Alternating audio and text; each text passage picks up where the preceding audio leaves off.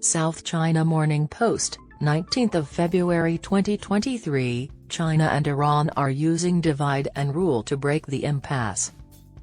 China is simultaneously playing both factions by attempting to be friends with Saudi Arabia and Iran. Every conflict serves as a reminder that it is never a good idea for countries to go to war.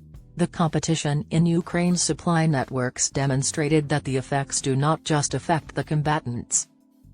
A discussion of the deadlocked deal to revive the agreement that would stop Iran from developing nuclear weapons and open the door to lifting economic sanctions on the Middle Eastern nation came up last week during discussions between the leaders of China and Iran.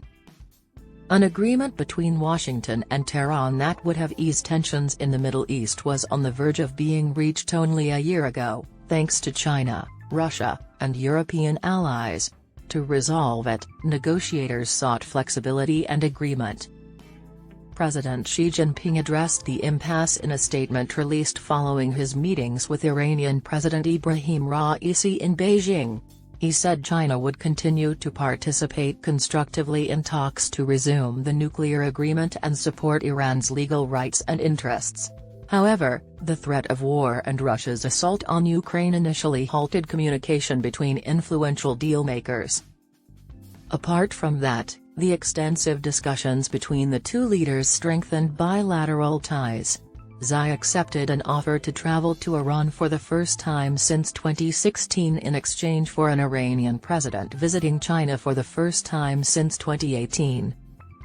China is attempting to win favor by making repeated calls to lift sanctions against Iran to advance the stagnant international agreement. After receiving intense American inspection, Beijing and Tehran signed their historic 25-year comprehensive cooperation agreement 2 years ago. Since then, there hasn't been much movement, but both parties have vowed to cooperate in implementing it. Iran, a significant energy and gas producer, has continued to supply China despite crippling economic sanctions. But persistent restrictions have forced Tehran to broaden its business alliances. This is reflected in Raisi's assessment after returning to Tehran that the discussions with Xi were productive and resulted in up to 20 agreements of cooperation that strengthen ties in renewable energy, infrastructure, and trade, as well as in agriculture and industry.